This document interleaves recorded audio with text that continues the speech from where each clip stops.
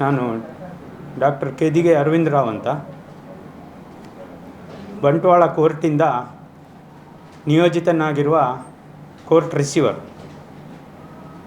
ನಾನು ಪ್ರಾರಂಭಿಸುವ ಮೊದಲು ಬಹಳ ಮುಖ್ಯವಾಗಿ ನಮ್ಮ ಪ್ರಜಾಪ್ರಭುತ್ವದ ಬಹಳ ಮುಖ್ಯ ಕಂಬಗಳಾದಂತಹ ನ್ಯಾಯಾಂಗ, ಕಾರ್ಯಾಂಗ, ಶಾಸಕಾಂಗ, ಅದೇ ರೀತಿಯಲ್ಲಿ ಪತ್ರಿಕಾರಂಗದ, ಮುಖ್ಯವಾಗಿ ಪತ್ರಿಕಾರಂಗದವರಿಗೆ ನಾನು ನನ್ನ ಅಭಿವಂದನೆಗಳನ್ನು ನೀಡಲಿಕ್ಕೆ ಇಷ್ಟಪಡ್ತೇನೆ. ಯಾಕಂತೇಳಿ ತಾವೇ ಸ್ವಯಂ ಪ್ರೇರಿತರಾಗಿ ಈ ಒಂದು ನಾನು ಯಾವ ವಿಷಯವನ್ನು ಪ್ರಸ್ತಾಪ ಮಾಡ್ತೇನೆ ಅದರ ಬಗ್ಗೆ ಈಗಾಗಲೇ ಬಹಳಷ್ಟು ವಿಸ್ತೃತ ವರದಿಗಳನ್ನು ಡಿಜಿಟಲ್ ಮೀಡಿಯಾದಲ್ಲಿ, ಕೆಲವು ಪತ್ರಿಕಾ ಮೀಡಿಯಾದಲ್ಲಿ ಈಗಾಗಲೇ ಬಂದಿದೆ. ಆದರೆ ನಾನು ಒಂದು ನ್ಯಾಯಾಲಯದ ಅಧಿಕಾರಿಯಾಗಿ ನಮ್ಮ ಸ್ಪಷ್ಟೀಕರಣವನ್ನು ನೀಡಲಿಕ್ಕೆ ಇವತ್ತೀಗ ನಿಮ್ಮ ಮುಂದೆ ಬಂದಿದ್ದೇನೆ. ಬಂದಿರುವಂಥ ಎಲ್ಲ ಪತ್ರಿಕಾ ವರದಿಗಾರರಿಗೆ ನಮ್ಮ ನಮನಗಳನ್ನು ಹೇಳ್ತಾ ನಾನೀಗ ವಿಷಯವನ್ನು ಪ್ರಸ್ತಾಪಿಸುತ್ತಿದ್ದೇನೆ.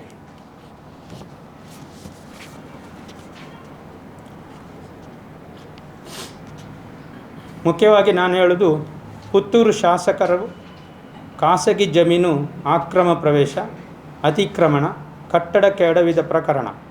ಹಾಗಾಗಿ ಕೋರ್ಟ್ ರಿಸೀವರ್ ಆದ ಡಾಕ್ಟರ್ ಅರವಿಂದ್ ರಾವ್ ಕೆದಿಗೆ ಇದನ್ನು ಖಂಡಿಸ್ತಾ ಇದ್ದೇನೆ. ವಿವರ ಏನು ಅಂತ ಹೇಳಿದರೆ, ದಿನಾಂಕ 14/4 ನಾವೆಲ್ಲ ಬಿಸು ಅಂತ ಹೇಳುತ್ತೇವೆ. ಆ ದಿವಸ ಬಹಳ ಪ್ರಾಮುಖ್ಯವಾದಂಥ ದಿನ. ಆ ರಾತ್ರಿ, ತಡರಾತ್ರಿಯಲ್ಲಿ ನಮ್ಮ ದಕ್ಷಿಣ ಕನ್ನಡ ಜಿಲ್ಲೆಯ ಪುತ್ತೂರು ಪೇಟೆಯ ಮಹಿಳಾ ಪೊಲೀಸ್ ಠಾಣೆಯ ಎದುರಿನ ಹಳೆಯ ಕಟ್ಟಡವನ್ನು ಶ್ರೀ ಪಂಜಿಗುಡ್ಡೆ ಈಶ್ವರ ಭಟ್ರು, ಅಂದರೆ ಅವರು ಪುತ್ತೂರು ಮಹಾಲಿಂಗೇಶ್ವರ ದೇವಸ್ಥಾನದ ಆಡಳಿತ ಮುಕ್ತೇಶ್ವರರು, ಹಾಗೂ ಪುತ್ತೂರು ಕ್ಷೇತ್ರದ ಶಾಸಕರಾದ ಶ್ರೀ ಅಶೋಕ್ ಕುಮಾರ್ ರೈ ಹಾಗೂ ಅವರ ಬೆಂಬಲಿಗರು ಈ ಕಟ್ಟಡದ ಜಮೀನಿನ ಮಾಲೀಕತ್ವದ ಬಗ್ಗೆ, ಅದರ ಈಗಿನ ಸ್ವಾಧೀನತೆಯ ಬಗ್ಗೆ ಮತ್ತು ಈ ಜಮೀನಿಗೆ ಸಂಬಂಧಿಸಿದ ಕೋರ್ಟ್ ಕೇಸಿನ ಬಗ್ಗೆ ಸರಿಯಾಗಿ ತಿಳಿದುಕೊಳ್ಳದೆ JCB ಮತ್ತು ಟಿಪ್ಪರ್ಗಳನ್ನು ಉಪಯೋಗಿಸಿ ಸದ್ರಿ ಕಟ್ಟಡವನ್ನು ಭಾಗಶಃ ಕೆಡವಿದ್ದಾರೆ. ಸಾಧಾರಣ 10,000 ಚದರ ಅಡಿಯಷ್ಟು ದೊಡ್ಡ 2 ಮಹಡಿಯ ಕಟ್ಟಡವನ್ನು ಅವರು ಕೆಡವಿರುವುದು ಅದೊಂದು ದುರಂತವೇ ಸರಿ. ಈ ಕಟ್ಟಡ ಅಲ್ಲದೆ ಅಲ್ಲಿರುವ 9.79 ಏಕರ್ಸ್ ಜಾಗ, ಪೇಟೆಯ ಬದಿಯಿಂದ ಆಚೆನ ಬೈಪಾಸ್ನವರೆಗೆ ಇರುವಂತಹ 9.79 ಏಕರ್ಸ್ ಜಾಗ ಕೆದಿಗೆ ಕುಟುಂಬಕ್ಕೆ ಸೇರಿದ್ದು. ಆ ಕೆದಿಗೆ ಕುಟುಂಬದ ಒಂದು ಪಾಲುಪಟ್ಟಿಯ ಒಂದು ಕೇಸು ಕೋರ್ಟ್ನಲ್ಲಿರುವುದರಿಂದ ಈ ಒಂದು ಬೆಲೆ ಬಾಳುವ ಒಂದು ಆಸ್ತಿಯನ್ನು ಕೋರ್ಟು ತನ್ನ ಸುಪರ್ದಿಗೆ ತೆಗೆದುಕೊಂಡು ಪಾಲುಪಟ್ಟಿ ಆಗುವವರೆಗೆ ಅದನ್ನು ಕೋರ್ಟ್ ರಿಸೀವರ್ ಆಗಿದ್ದಂತಹ ನನ್ನ ಸ್ವಾಧೀನಕ್ಕೆ ಬಿಟ್ಟುಕೊಟ್ಟಿದೆ. ಹಿಂದೆ ಬಹಳಷ್ಟು ಜನ ರಿಸೀವರ್ ಆಗಿದ್ದರು.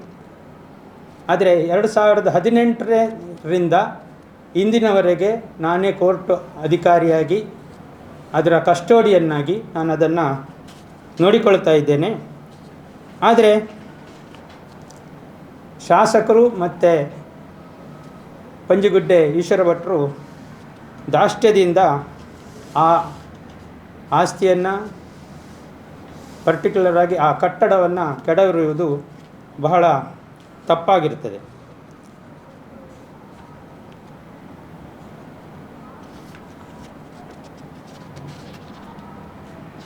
ಹಾಗಾಗಿ ನಾವು ಹೇಳುವುದಿಷ್ಟೇ, ದೇವರ ಬಗ್ಗೆ ನಮಗೆ ಬಹಳವಾದ ಭಕ್ತಿ ಇರ್ತದೆ. ಅದನ್ನು ನಾನಿಲ್ಲಿ ಹೇಳ್ತೇನೆ. ಯಾಕಂತ ಹೇಳಿದರೆ,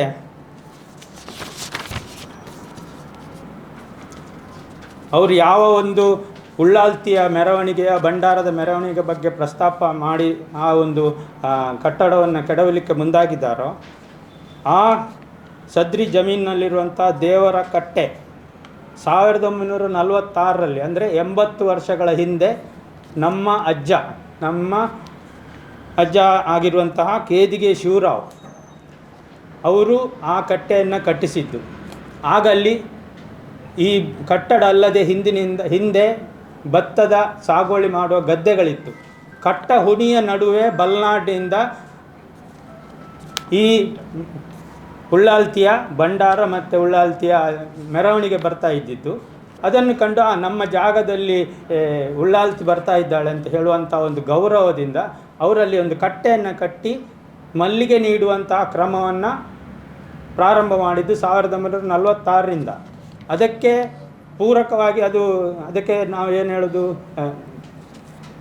ಸಾಕ್ಷಿಯಾಗಿ ಅಲ್ಲಿಯ ಕಟ್ಟೆಯ ಕಂಬದಲ್ಲಿ 1946 ಅಂತ ಬರೆದದ್ದಿದೆ. ತಾವುಗಳು ಯಾವಾಗಲೂ ಬೇಕಾದರೆ ಹೋಗಿ ನೋಡ್ಬೋದು. ಇನ್ನೊಂದು ಕಂಬದಲ್ಲಿ KSR ಅಂತ ಎನ್ಗ್ರೇವ್ ಆಗಿದೆ.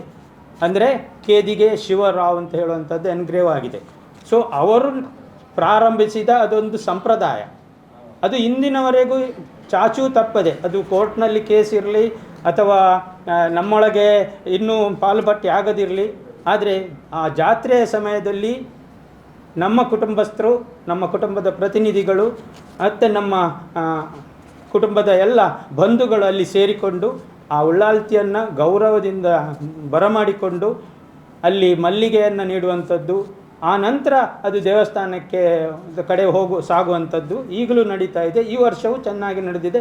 ಅಲ್ಲಿ ಉತ್ತಮವಾದ ಅದರಲ್ಲಿ ಒಂದು ಪೇಂಟಿಂಗ್, ಕಟ್ಟೆಗೆ ಪೇಂಟಿಂಗ್ ಮಾಡಿಸಿ ಚಪ್ಪರ ಹಾಕಿಸಿ ನಾವು ಈ ಕಾರ್ಯವನ್ನು ಗೌರವದಿಂದ ಮಾಡಿದ್ದೇವೆ. ಅಲ್ಲಿ ಯಾವುದೇ ಚ್ಯುತಿ ಬರಲಿಲ್ಲ. ಇಷ್ಟರವರೆಗೆ ಎಷ್ಟೋ ಜನ ಮುಕ್ತೇಶ್ವರರಾಗಿದ್ದಾರೆ, ಎಷ್ಟೋ ಜನಪ್ರತಿನಿಧಿಗಳು ಶಾಸಕರಾಗಿದ್ದಾರೆ. ಯಾರೂ ಈವರೆಗೆ ಅದರ ಬಗ್ಗೆ ತಕರಾರು ಎತ್ತಲಿಲ್ಲ, ಅಲ್ಲಿ ಅದರ ಬಗ್ಗೆ ಹಸ್ತಕ್ಷೇಪವೂ ಮಾಡಲಿಕ್ಕೆ ಬರಲಿಲ್ಲ. ಆದರೆ ಈ ವರ್ಷ ಮಾತ್ರ ಯಾಕೆ ಈ ರೀತಿ ಆಯಿತು ಅಂತ ಹೇಳುವಂಥದ್ದು ನಮಗೆ ವಿಶೇಷವಾದಂಥ ಒಂದು ಬೇಸರ ಉಂಟು ಮಾಡುತ್ತೆ. ಯಾಕಂತ ಹೇಳಿದ್ರೆ ಅದರ ಮಾಲಕತ್ವದ ಬಗ್ಗೆ ಎಲ್ರಿಗೂ ಗೊತ್ತಿದೆ, ಇದು ಕೇದಿಗೆ ಮನೆತನಕ್ಕೆ ಸೇರಿದ ಆಸ್ತಿ ಅಂತ ಹೇಳುವಂಥದ್ದು. ಅಲ್ಲಿ ಆ ಹಳೆ ಕಟ್ಟಡವನ್ನು ನಾವು ದಲ್ಲಿ ಇರುವಂತಹ ಎಲ್ಲ ಆಕ್ರಮವಾಗಿ ಇರುವಂಥ ಎಲ್ಲ ವ್ಯಾಪಾರಿಗಳಿದ್ದಾರೆ, ಅವರನ್ನು ಎಬ್ಬಿಸಲಿಕ್ಕೆ ಇದು ಸಿವಿಲ್ ಆಗಿದ್ದರಿಂದ, ಸಿವಿಲ್ ಕೇಸ್ ಆದ್ದರಿಂದ ಅದೇ ರೀತಿಯ ಒಂದು ಪ್ರಕ್ರಿಯೆ ನಡೀತಾ ಇದೆ. ಕೆಲವರನ್ನೆಲ್ಲ ಎಬ್ಬಿಸಿ ಆಗಿದೆ. ನಿರಾಲ ಬಾರನ್ನು ಕಳೆದ ವರ್ಷವಷ್ಟೇ ಅಲ್ಲಿ ಎವಿಕ್ಟ್ ಆಗಿದೆ. ಅದಕ್ಕೆ ಬೀಗ ಮುದ್ರೆ ಹಾಕಿತ್ತು. ಆ ಕೋರ್ಟೆ ಹಾಕಿದ ಬೀಗ ಮುದ್ರೆಯನ್ನು ಈ ಶಾಸಕರ ದಾಷ್ಟ್ಯದಿಂದ ಒಡೆದು ಹಾಕಿ ಈಗ ಅಲ್ಲಿದ್ದ ಸಾಮಾನುಗಳೆಲ್ಲ ಪೋಲಾಗಿದೆ. ಹಿಂದಿನ 100 ವರ್ಷಗಳ ಹಿಂದೆ ನಿಮಗೆ ಗೊತ್ತಿರ್ಬೋದು, ಒಂದು ಕಟ್ಟಡ ಕಟ್ಟುವಾಗ ಯಾವ ರೀತಿಯ ಮರಮಟ್ಟುಗಳನ್ನು ಉಪಯೋಗಿಸ್ತಿದ್ರು, ಯಾವ ರೀತಿಯಲ್ಲಿ ಒಂದು ಕಟ್ಟಡ ಆಗ್ತಿತ್ತು. ಅದರಲ್ಲಿ ಆ ಮರಮಟ್ಟುಗಳು ಒಂದು 10-15 ಸಾವಿರ ಹಂಚುಗಳು, ಒಂದು ಬೆಲೆ ಬಾಳುವ ಮರಮಟ್ಟುಗಳು, ಅದು ಬೀಟಿ ಇರ್ಬೋದು ಅಥವಾ ಇನ್ನೊಂದು ಯಾವುದೋ ಮರ ಇರ್ಬೋದು. ಈಗ ಒಂದು ತುಂಡು ಮರಕ್ಕೆ ಎಷ್ಟು ಬೆಲೆ ಇದೆ ಅಂತ ಗೊತ್ತಿದೆ. ಆದರೆ ಇದನ್ನೆಲ್ಲವೂ ನಿರ್ದಾಕ್ಷಿಣ್ಯವಾಗಿ ಕೆಡವಿ, ಈಗ ಒಂದು ಕಟ್ಟಡವನ್ನು ಕೆಡವಲಿಕ್ಕೆ ಬೇರೆ ಬೇರೆ ವಿಧಾನ ಇದೆ. ಅದನ್ನು ಚಂದ ಮಾಡಿ ಹಂಚನ್ನು ಇಳಿಸಿ, ಪಕ್ಕಾಸುಗಳನ್ನು ಅಥವಾ ಮಾಡನ್ನು ಇಳಿಸಿ ಆಮೇಲೆ ತೆಗಿಬೋದಿತ್ತು, ಗೋಡೆಯನ್ನು ಇದು ಮಾಡಿ. ಇದೇನಿಲ್ಲ, ರಾತ್ರಿ ಮಧ್ಯರಾತ್ರಿಯಲ್ಲಿ ಯಾಕೆ ಬಂದು ಒಂದು ಬಿಲ್ಡಿಂಗನ್ನು ಹೊಡಿಬೇಕು? ಇದನ್ನು ನಾವು ನಿಜವಾಗಿ ಖಂಡಿಸ್ತಾ ಇದ್ದೇವೆ. ಇದು ಆಕ್ರಮ ಪ್ರವೇಶ. ಆದ್ರೂ ಕೋರ್ಟಿನ ಅಧೀನದಲ್ಲಿರುವಂಥ ಸ್ಥಳವನ್ನು ಅತಿಕ್ರಮಿಸಿರುವುದು, ಅಲ್ಲಿಯ ಕಟ್ಟಡವನ್ನು ಧ್ವಂಸ ಮಾಡಿರುವುದು, ಇದು ನ್ಯಾಯಾಂಗ ನಿಂದನೆಗೆ ಒಳಪಡ್ತದೆ ಅಂತ ಹೇಳುವಂಥ ಮಾತನ್ನು ಹೇಳ್ತಾ, ಇದನ್ನು ನಾವು ಈಗಾಗಲೇ ಕೋರ್ಟಿನಲ್ಲಿ ಪೊಲೀಸ್ ಸ್ಟೇಷನ್ನಲ್ಲಿ FIR ದಾಖಲೆ ಆಗಿದೆ. ಅದೇ ರೀತಿಯಲ್ಲಿ ನಿನ್ನೆ ತಾನೇ ಕೋರ್ಟ್ನಿಂದ ಆ ಇಬ್ಬರಿಗೂ, ಶಾಸಕ ಅಶೋಕ್ ರೈ ಮತ್ತು ನಮ್ಮ ಅಲ್ಲಿಯ ಪಂಜಗುಡ್ಡ ಈಶ್ವರ ಭಟ್ರು ಇಬ್ಬರಿಗೂ ನೋಟಿಸು ಜಾರಿಯಾಗಿದೆ ಅಂತ ಹೇಳಲಿಕ್ಕೆ ಇಷ್ಟಪಡ್ತೇನೆ. ನಮ್ಮದಿಷ್ಟೇ, ನಾವು ಪುತ್ತೂರು ಮಹಾಲಿಂಗೇಶ್ವರನ ಭಕ್ತರೇ, ಉಳ್ಳಾಲ್ತಿಯ ಭಕ್ತರೇ. ನಮಗೆ ಉಳ್ಳಾಲ್ತಿ ಮತ್ತು ಉಳ್ಳಾಲ್ತಿಯಮ್ಮ ಮತ್ತು ಮಹಾಲಿಂಗೇಶ್ವರ ದೇವರು ನಮ್ಮದು ಆರಾಧ್ಯ ದೇವರೇ. ಹಾಗಾಗಿ ಅವರ ಬಗ್ಗೆ ಇಷ್ಟರವರೆಗೂ ನಾವು ಗೌರವದಿಂದಲೇ ನಡೀತಾ ಇದ್ದೇವೆ. ಕೇವಲ ಶಾಸಕರೊಬ್ಬರೇ ಅಥವಾ ಪಂಜಗುಡ್ಡೆ ಈಶ್ವರ ಭಟ್ರೊಬ್ಬರೇ ತಾವೊಬ್ಬರೇ ಭಕ್ತರು ಅಂತ ಬಿಂಬಿಸಿಕೊಳ್ಳುವ ಅಗತ್ಯ ಇಲ್ಲ ಅಂತ ಹೇಳುವಂಥದ್ದನ್ನು ಹೇಳ್ತಾ, ಈ ಒಂದು ಕಟ್ಟಡವನ್ನು ಕೆಡವಿರುವಂಥದ್ದು ಆಕ್ರಮ ಪ್ರವೇಶ, ನ್ಯಾಯಾಂಗ ನಿಂದನೆ ಅಂತ ಹೇಳಿ, ಅದರಲ್ಲಿಯೂ ನಾನು ಕೋರ್ಟ್ ಅಧಿಕಾರಿಯಾಗಿ ಒಂದು ಕೇದಿಗೆ ಕುಟುಂಬಕ್ಕೆ ಸಂಬಂಧಿಸಿದ ಆಸ್ತಿಯನ್ನು ರಕ್ಷಿಸುವಂಥ ಹೊಣೆಗಾರಿಕೆ ನನ್ನ ಮೇಲಿರುವುದರಿಂದ ನಾನು ತಮ್ಮ ಹತ್ರ ಕೇಳುವುದಿಷ್ಟೇ, ತಾವು ಈ ಅಧಿಕಾರಿಗಳಿಗೆ ಕೇಳಬೇಕು, ಯಾಕೆ ಈ ರೀತಿಯ ಅಧಿಕಾರದ ದುರುಪಯೋಗ ನೀವು ಮಾಡ್ತಾ ಇದ್ದೀರಿ? ಯಾವುದೇ ವ್ಯಕ್ತಿಗೆ ಒಂದು ನಗರವನ್ನು ಒಳ್ಳೇದು ಮಾಡಲಿಕ್ಕಿರ್ಬೋದು, ಡೆವಲಪ್ಮೆಂಟ್ ಮಾಡಲಿಕ್ಕಿರ್ಬೋದು, ಆದರೆ ಖಾಸಗಿ ಜಾಗೆಯಲ್ಲಿ ಹೋಗಿ ಒಂದು ಕಟ್ಟಡವನ್ನು ಒಡೆಯುವಂಥ ಹಕ್ಕು ಯಾರು ಇವರಿಗೆ ಕಾನೂನು ಕೈಗೆ ಕೊಟ್ಟಿದೆ. ಹಾಗಾಗಿ ಕಾನೂನನ್ನು ಸ್ವತಃ ಕೈಗೆ ಎತ್ತಿಕೊಂಡಿರುವುದನ್ನು ನಾವು ಖಂಡಿಸ್ತಾ ಇದ್ದೇವೆ. ಇದು ಕೇದಿಗೆ ಕುಟುಂಬಕ್ಕೆ ಸೇರಿದ ಆಸ್ತಿ. ಇದನ್ನು ಸದ್ಯಕ್ಕೆ ನ್ಯಾಯಾಲಯದ ಸ್ವಾಧೀನದಲ್ಲಿರುವುದರಿಂದ, ನನ್ನನ್ನು ಕಸ್ಟೋಡಿಯನ್ ಮಾಡಿರುವುದರಿಂದ ನಾನು ಇದಕ್ಕೆ ಇಲ್ಲಿ ಸ್ಪಷ್ಟೀಕರಣ ನೀಡಲಿಕ್ಕೆ ಬಂದಿದ್ದೇನೆ. ತಮಗೆಲ್ಲರಿಗೂ ಮತ್ತೆ ವಂದಿಸಿ ನನ್ನ ಮಾತನ್ನು ನಿಲ್ಲಿಸ್ತಾ ಇದ್ದೇನೆ. ಮತ್ತೊಂದು ವಿಷಯ, ಅವರು ಯಾವುದೋ ಒಂದು ಮಾಧ್ಯಮದಲ್ಲಿ ಕಟ್ಟಡ ಕೆಡವಲಿಕ್ಕೆ ಕೋರ್ಟ್ ಆದೇಶ ಇತ್ತು ಅಂತ ಹೇಳೋದನ್ನು ನಾನು ಕೇಳಿದೆ. ಆದರೆ ಕಟ್ಟಡ ಕೆಡವಲಿಕ್ಕೆ ಯಾವುದೇ ಆದೇಶ ಕೋರ್ಟ್ ನೀಡಲಿಲ್ಲ. ಅಲ್ಲಿ ನಿರಾಲಾ ಬಾರ್ನವರನ್ನು ಎವಿಕ್ಟ್ ಮಾಡಿ ಅಂತ ಹೇಳಿರುವಂಥ, ಎವಿಕ್ಟ್ ಮಾಡಿ ಬೀಗ ಮುದ್ರೆ ಹಾಕಿ ಅಂತ ಹೇಳಿ ನ್ಯಾಯಾಲಯ ಪುತ್ತೂರಿನ ನಗರಸಭೆಗೆ ಕೊಟ್ಟಂಥ ನೋಟಿಸ್ಸು ಮತ್ತು ಆರ್ಡರ್ ಅಷ್ಟೇ ಇರುವಂಥ ಹೊರತು ಕಟ್ಟಡವನ್ನು ಕೆಡವಲಿಕ್ಕೆ, ನೆಲಸಮ ಮಾಡಲಿಕ್ಕೆ ಯಾವ ಆರ್ಡರ್ ಇಲ್ಲ. ನಾವು ಅದು ಹಳೆ ಕಟ್ಟಡ ಅಂಥೇಳಿ ನಾವು ಸಹ ಅದಕ್ಕೆ ಪ್ರಯತ್ನಗಳನ್ನು ಮಾಡ್ತಾ ಇದ್ದೇವೆ. ಆದರೆ ಯಾವುದೇ ಒಂದು ಕಟ್ಟಡವನ್ನು ಕೆಡವಬೇಕು ಅಂತ ಹೇಳಿದರೆ ಅಲ್ಲಿ ಇರುವವರನ್ನು ಸುರಿಗೆ ಎಬ್ಬಿಸಬೇಕು. ಇದು ಸಿವಿಲ್ ಕೇಸ್ ಆದ್ದರಿಂದ ಅದರೇ ರೀತಿಯ ಪ್ರಕ್ರಿಯೆಯಲ್ಲಿ ನಡೆಯುತ್ತದೆ, ಸ್ವಲ್ಪ ಸ್ಲೋ ಆಗ್ತಾ ಇದೆ. ಆದರೆ ಇದು ಇವರು ಮಾಡಿರುವಂಥದ್ದು ಅಕ್ಷರಶಃ ಒಂದು ದಾಷ್ಟ್ಯದ ಕೆಲಸ, ಅಕ್ರಮ ಪ್ರವೇಶ, ನ್ಯಾಯಾಂಗ ನಿಂದನೆ ಅಂತ ಹೇಳಲಿಕ್ಕೆ ನಾನು ಇಷ್ಟಪಡ್ತಾ ಇದ್ದೆ. ಹೌದು ಸರ್, ಕೋರ್ಟ್ ನನಗೆ ವಿಷಯ ತಿಳಿದದ್ದು 15ನೇ ತಾರೀಕು ಬೆಳಿಗ್ಗೆ, ಇದು 14ನೇ ತಾರೀಕು ನಡುರಾತ್ರಿಯ ನಂತರ ತಡರಾತ್ರಿಯಲ್ಲಿ ನಡೆದಂಥ ಕೆಲಸ. ನನಗೆ 15ನೇ ತಾರೀಕು ಬೆಳಗ್ಗೆ ನನಗೆ ಗೊತ್ತಾದ ಕೂಡಲೇ ನಾನು ಕೋರ್ಟಿಗೆ ಮತ್ತು ಜಿಲ್ಲಾಧಿಕಾರಿಯವರಿಗೆ, ಕೋರ್ಟಿಗೆ, ಪೊಲೀಸ್ ಸ್ಟೇಷನಿಗೆ ಮತ್ತು ಪೊಲೀಸ್ ಕಮಿಷನರಿಗೆ ಮತ್ತು SP ಅವರಿಗೆ ಇಮಿಡಿಯೇಟ್ ಇಮೇಲ್ ಮೂಲಕ ಕಂಪ್ಲೇಂಟನ್ನು ಅಲ್ಲಿ ದಾಖಲು ಮಾಡಿದ್ದೇನೆ, ಈ ಪಂಜಿಗುಡ್ಡೆ ಈಶ್ವರ ಭಟ್ ಮತ್ತು ಅಶೋಕ್ ರೈಗಳ ಮೇಲೆ. ಅಲ್ಲದೆ ಅದರ ಪ್ರತಿಯನ್ನು ಇಮಿಡಿಯೇಟಾಗಿ ಮಧ್ಯಾಹ್ನದ ಒಳಗಡೆ ಪೊಲೀಸ್ ಸ್ಟೇಷನಿಗೆ ಹಾರ್ಡ್ ಕಾಪಿಯನ್ನು ಸಲ್ಲಿಸಲಾಗಿದೆ. ಯಾಕಂತೇಳಿದರೆ ಈಗ ಈವನ್ ಸುಪ್ರೀಂ ಕೋರ್ಟ್ನಲ್ಲಿ ಸಹ ಇಮೇಲನ್ನು ಅವರು ಅದನ್ನು ಪರಿಗಣಿಸ್ತಾರೆ. ಅಲ್ಲಿ ಫಿಸಿಕಲ್ಲೇ ಆಗಬೇಕಂತ ಏನಿಲ್ಲ. ಅದರಲ್ಲಿಯೂ ನಾನೊಬ್ಬ ಹಿರಿಯ ನಾಗರಿಕನಾಗಿ ಅದನ್ನು ನಾನು ಪೊಲೀಸ್ ಸ್ಟೇಷನ್ನಲ್ಲಿ ಸ್ಪಷ್ಟಪಡಿಸಿದ್ದೇನೆ. ಹಾಗಾಗಿ ಅವರು ನಾವು ಕೊಟ್ಟಂಥ ಎಲ್ಲ ಕಂಪ್ಲೇಂಟನ್ನು ಅದನ್ನು ಪರಿಗಣಿಸಿದ್ದಾರೆ. 15ನೇ ತಾರೀಕಿಗೆ 1, 16ನೇ ತಾರೀಕಿಗೆ 2 ಕಂಪ್ಲೇಂಟನ್ನು ನಾನು ಕೊಟ್ಟಿದ್ದೇನೆ. 3 ಕಂಪ್ಲೇಂಟ್ಗಳು ಪೊಲೀಸ್ ಸ್ಟೇಷನ್ನಿಗೆ ದಾಖಲಾಗಿದೆ. ಆ ಎಲ್ಲ ಪ್ರತಿಗಳು ನ್ಯಾಯಾಲಯಕ್ಕೂ, ಜಿಲ್ಲಾಧಿಕಾರಿಯವರಿಗೂ, ಜಿಲ್ಲಾ ಪೊಲೀಸ್ ಕಮಿಷನರ್ ಅವರಿಗೂ, SP ಮತ್ತು ಡಿಪ್ಯೂಟಿ SP ಎಲ್ಲರಿಗೂ ಇದು ಹೋಗಿದೆ. ಹಾಗಾಗಿ ಎಲ್ಲರನ್ನು ನಾವು ಸರಿಯಾದ ರೀತಿಯಲ್ಲೇ ಸಂಪರ್ಕಿಸಿದ್ದೇವೆ, ಅವರಿಗೆ ವಿಷಯವನ್ನು ಅರಿಹಿದ್ದೇವೆ.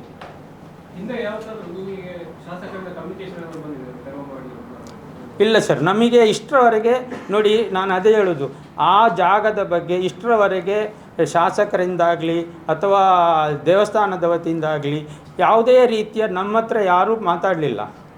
ನಮಗೆ ಯಾವ ರೀತಿ ಇಲ್ಲ. ನಾವೇ ಅದನ್ನು ಪ್ರಕ್ರಿಯೆ ಮುನ್ಸಿಪಾಲ್ಟಿಯವರಿಗೆ ನಾವು ಹೇಳ್ತಾ ಇದ್ದೇವೆ, ನೋಡಿ ಅಲ್ಲಿ ಹಳೆ ಬಿಲ್ಡಿಂಗ್ ಉಂಟು, ಅಲ್ಲಿ ಇನ್ನೂ ವ್ಯಾಪಾರ ನಡೀತಾ ಇದೆ, ಅನಧಿಕೃತವಾಗಿ ವ್ಯಾಪಾರ, ಯಾರ ಹತ್ರವೂ ರಿನ್ಯೂ ಮಾಡಿದ ಪರವಾನಿಗೆ ಇಲ್ಲ, ಯಾರ ಹತ್ರನೂ ಬಾಡಿಗೆ ಚೀಟಿಯೂ ಇಲ್ಲ, ಯಾರು ಬಾಡಿಗೆ ಕಟ್ಟುತ್ತಾನೂ ಇಲ್ಲ, ಎಲ್ಲರೂ ಅನಧಿಕೃತವಾಗಿ ಅಕ್ರಮವಾಗಿ ಅಲ್ಲಿ ಇದ್ದಾರೆ. ಅಲ್ಲಿ ಒಬ್ಬರಿಂದ ಯಾರು ಹಿಂದೆ ಅಲ್ಲಿ ವ್ಯಾಪಾರ ಮಾಡ್ತಿದ್ದರಂತ ಗೊತ್ತಿಲ್ಲ. ಆದರೆ ಈಗ ನೋಡಿದರೆ ಅಲ್ಲಿ ಆಗ ವ್ಯಾಪಾರ ಮಾಡ್ತಿದ್ದವರೇ ಬೇರೆ, ಅವರು ಯಾರ್ಯಾರಿಗೋ ಅದೇನು ಒಳ ಬಾಡಿಗೆ ಕೊಟ್ಟುಕೊಂಡು ಅವರು ಎಲ್ಲಿಯೋ ಇನ್ನೊಂದು ಕಡೆ ಹೋಗಿ ಇದು ಎಲ್ಲ ಮಾಡುವಂಥದ್ದು ನಡೀತಾ ಇದೆ. ಸೊ ಇದಕ್ಕೆಲ್ಲವೂ ನಗರಸಭೆಗೆ ನಾನು ಚಾರ್ಜ್ ತಗೊಂಡು 2018ರಿಂದ 19ರಿಂದ ನಾನು ನಗರಸಭೆಯನ್ನು ಈ ರೀತಿಯಾಗಿ ಸಂಪರ್ಕಿಸ್ತಾ ಇದ್ದೇನೆ. ಪ್ರತಿ ನನ್ನ ನೋಟಿಸ್ನಲ್ಲಿ ಅವರಿಗೆ ಕೊಡ್ತಾ ಇದ್ದೇನೆ, ಇದು ಅವರನ್ನು ಎವಿಕ್ಟ್ ಮಾಡಬೇಕು, ಅವರಿಗೆ ಇದು ಪರವಾನಗಿ ವಾಣಿಜ್ಯ ವ್ಯವಹಾರ ಮಾಡಲಿಕ್ಕೆ ಪರವಾನಗಿ ನೀಡಬಾರ್ದು, ನಾವು ಅವರನ್ನು ಯಾವುದೇ ಬಾಡಿಗೆ ಚೀಟಿ ರಿನ್ಯೂ ಮಾಡಿಲ್ಲ, ನಮ್ಮ ಹತ್ರ ಅವರು ಬಾಡಿಗೆ ಕೊಡ್ತಾ ಇಲ್ಲ ಅಂತ ಇದನ್ನು ನಾವು ಕೋರ್ಟಿಗೂ ಮನವಿ ಮಾಡಿದ್ದೇವೆ, ಅಲ್ಲಿ ನಗರಸಭೆಗೂ ತಿಳಿಸಿದ್ದೇವೆ. ಆದರೆ ಇದು ನಡೀತಾ ಇದೆ, ನಿಮಗೆ ಗೊತ್ತಿದೆ ಇದು ಹೇಗೆಲ್ಲ ನಡೀತದೆ, ಅದರ ಯಾವ ರೀತಿಯಲ್ಲಿ ನಡೆಯುತ್ತೆ ಅಂಥೇಳಿ ನಿಮಗೂ ಗೊತ್ತಿದೆ. ಹಾಗಾಗಿ ಇದಕ್ಕಾಗಿ ನಾವು ನಿಮ್ಮನ್ನೆಲ್ಲ ಕೇಳ್ಕೊಳ್ತಾ ಇರೋದು, ನಿಮ್ಮ ಒಂದು ಸಹಕಾರ ಮತ್ತು ಬೆಂಬಲ ಬೇಕು. ಯಾಕಂತೇಳಿದರೆ ನ್ಯಾಯವನ್ನು ಬೇಡುವಂಥ ಕೆಲಸ ನಾವು ಮಾಡುವಂಥದ್ದು. ಒಂದು ಕುಟುಂಬದ ಆಸ್ತಿಯನ್ನು ಉಳಿಸಿಕೊಳ್ಬೇಕು ಅಂತ ಹೇಳಿದರೆ ಕೋರ್ಟೇ ಒಬ್ಬ ಅಧಿಕಾರಿಯನ್ನು ನೇಮಿಸಿದ ನಂತರ ಆ ಕೋರ್ಟಿನ ಅಧಿಕಾರಿಗೆ ಅವನ ಕಾರ್ಯವ್ಯಾಪ್ತಿಯಲ್ಲಿ ಈ ಒಂದು ಪ್ರೊಟೆಕ್ಷನ್ ಬರುತ್ತೆ, ಅದನ್ನು ಉಳಿಸಿಕೊಳ್ಳುವಂಥ ಜವಾಬ್ದಾರಿ ಬರುತ್ತೆ.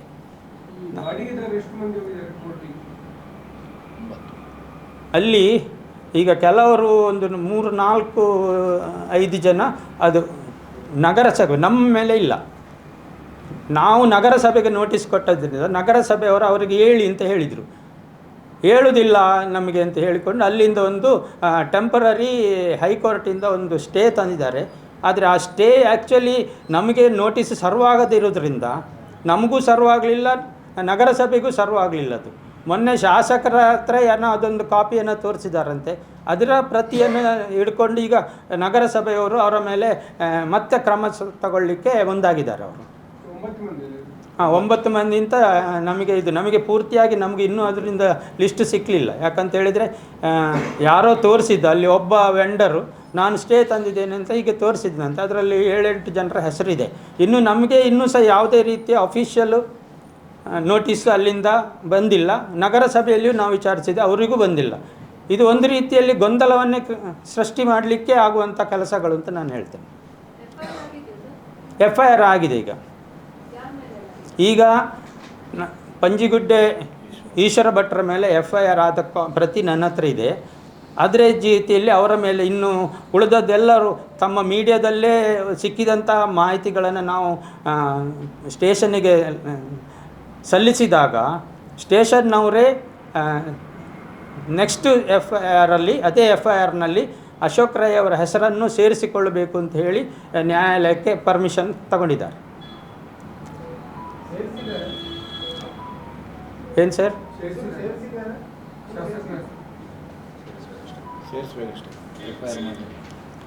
FIR ಆದ ಬಗ್ಗೆ ನನಗಿನ್ನೂ ಖಾತ್ರಿ ಬಂದಿಲ್ಲ. ಆದರೆ ನಿನ್ನೆನ ನಮ್ಮ ಕೋರ್ಟಿನಲ್ಲಿ ನಾವು ಎಲ್ಲ ಇದರ ಬಗ್ಗೆ ಮಾಹಿತಿ ಕೊಟ್ಟಾಗ ಕೋರ್ಟ್ನಿಂದ ಇಬ್ಬರಿಗೂ ನೋಟಿಸ್ ಜಾರಿಯಾಗಿದೆ. ಇಬ್ಬರನ್ನು ಕೋರ್ಟಿಗೆ ಕರೆಸಬೇಕು ಅಂತ ಡೈರೆಕ್ಷನ್ಸು ಕೋರ್ಟಿಂದ ಹೋಗಿದೆ.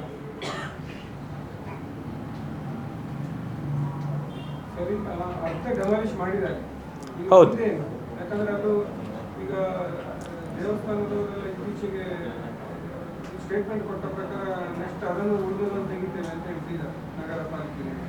ಅಲ್ಲ, ಈಗ ಅದು ನೋಡಿ, ಇವರು ಅರ್ಧ ಬೀಳಿಸಿದ್ದಾರೆ. ಈಗ ಮಳೆ ಬಂದರೆ ಅದು ಇನ್ನೂ ಕುಸಿದು ಹೋಗ್ತದೆ. ಅದು ಈಗ ಅದಕ್ಕೆ ಜೀವಾನಿ ಆದರೆ ಯಾರು ಕಾರಣ ಅಂತ ಹೇಳುವಂಥದ್ದು ಒಂದು ನಗರಸಭೆ, ಈಗ ಅರ್ಧ ಬೀಳಿಸಿದವರು ಅವರು ಉತ್ತರ ಕೊಡಬೇಕು. ಆದರೆ ನಾವು ಒಂದು ನಮ್ಮ ಜವಾಬ್ದಾರಿಯ ಮಿತಿಯಲ್ಲಿ ಆ ನೆಲೆಯಲ್ಲಿ ನಾನು ಕೋರ್ಟಿಗೆ ಈಗಾಗಲೇ ಹೇಳಿದ್ದೆ, ಇದಕ್ಕೆ ಪರ್ಮಿಷನ್ ಕೊಡಿ, ಇಮಿಡಿಯೇಟ್ ಡೆಮಾಲಿಷ್ ಮಾಡಲಿಕ್ಕೆ ಆರ್ಡ್ರ್ ಕೊಡಿ ಅಂತ ಹೇಳಿದ್ದೇನೆ. ಅದು ಮಳೆ ಬಂದರೆ ಬಹಳಷ್ಟು ಅನಾಹುತ ಆಗ್ಬೋದು. ಹಾಗಾಗಿ ಫಸ್ಟ್ ಎವಿಕ್ಷನ್ ಆಗಬೇಕು. ಕೆಲವರಿದ್ದಾರೆ ಇನ್ನೂ ಸಹ ತಲೆಗೆ ಕಲ್ಲು ಬೀಳ್ತದೆ ಅಂತ ಹೇಳಿದರು. ನಿಮಗೆ ಗೊತ್ತಿದೆ, ಕೆಲವರು ಜಾಗ ಬಿಟ್ಟು ಹೋಗಲಿಕ್ಕೆ ತಯಾರಿರೋದಿಲ್ಲ. ಅಲ್ಲೇ ಮತ್ತೊಂದು ಚಪ್ಪರ ಕಟ್ಟಿಕೊಂಡು ಕೂತ್ಕೊಂಡು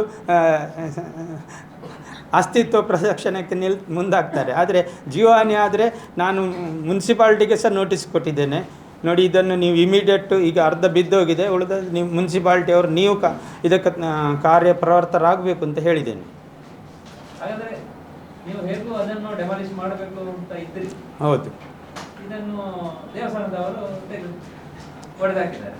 ಆದರೆ ನೋಡಿ, ಕಾನೂನು ಪ್ರಕ್ರಿಯೆ ಪ್ರಕಾರ ನೋಡಿ, ನಾವು ಏನಿದ್ರೂ ಹೊಡಿಬೇಕು ಅಂತ ಇದ್ದದ್ದು ಕಾನೂನು ಕ್ರಮದಲ್ಲಿ, ಕಾನೂನಿನ ಚೌಕಟ್ಟಿನ ಒಳಗಡೆ ಮಾತ್ರ.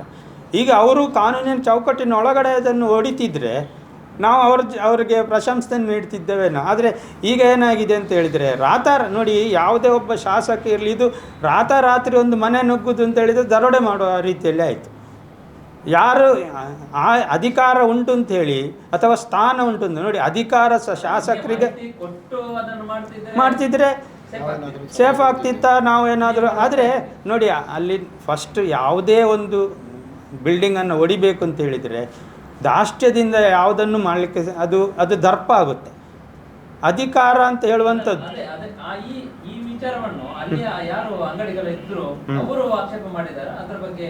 ಅವರು ಆಕ್ಷೇಪ ಮಾಡಿರ್ಬೋದು. ನಮ್ಮ ಹತ್ರ ಯಾರೂ ಬಂದಿಲ್ಲ, ನಮ್ಮ ಹತ್ರ ಯಾರು ಇದುವರೆಗೆ ಬಂದಿಲ್ಲ. ಕೆಲವರು ಏನಾಗಿದೆ ಅಂತೇಳಿದ್ರೆ ಅವರಿಗೆ ಹೆದರಿ ಅಲ್ಲಿಂದ 2-3 ಅಂಗಡಿಯವರು ಅವ್ರ ಜಾಗ ಖಾಲಿ ಮಾಡಿಕೊಂಡು ಹೋಗಿದ್ದಾರಂತೆ.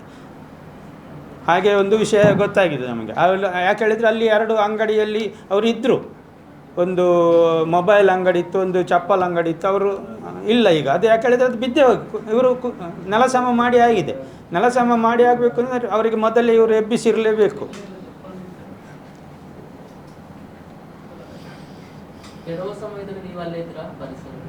ಇಲ್ಲ ಸರ್, ನಮ್ಗೆ ಗೊತ್ತೇ ಇಲ್ಲ. ರಾತ್ರಿ ಇದು ನೋಡಿ 14 ನಡು ರಾತ್ರಿ, ಯಾರಿಗೂ ಗೊತ್ತಿಲ್ಲ. ಬೆಳಿಗ್ಗೆ ನಮಗೆ ವಿಷಯ ಗೊತ್ತಾಗುವಾಗ ಅವರೆಲ್ಲ ಕೆಲವು ಮಣ್ಣನ್ನು ನೆಲಸಮ ಮಾಡಿದೊಂದು ಮಣ್ಣು ಮತ್ತು ಕಲ್ಲು ಮಣ್ಣುಗಳನ್ನೆಲ್ಲ ತೆರವು ಮಾಡಿ ನಮ್ಮದೇ ಆಸ್ತಿಯ ಇನ್ನೊಂದು ಜಾಗಕ್ಕೆ ತಗೊಂಡೋಗಿ ಹಾಕಿದ್ದಾರೆ. ಆದರೆ ಅಲ್ಲಿ ಬೆಲೆ ಬಾಳುವ ಮರಮಟ್ಟು ಅಂಚು ಇತ್ಯಾದಿಗಳನ್ನು ಯಾರು ಕದ್ದುಕೊಂಡು ಹೋಗಿದ್ದಾರೆ ಅಂತ ಗೊತ್ತಿಲ್ಲ. ನಾವು ಹೋಗೋದ್ರೊಳಗೆ ಇದೆಲ್ಲ ಕಾರ್ಯ ಮುಗ್ದಾಗಿದೆ.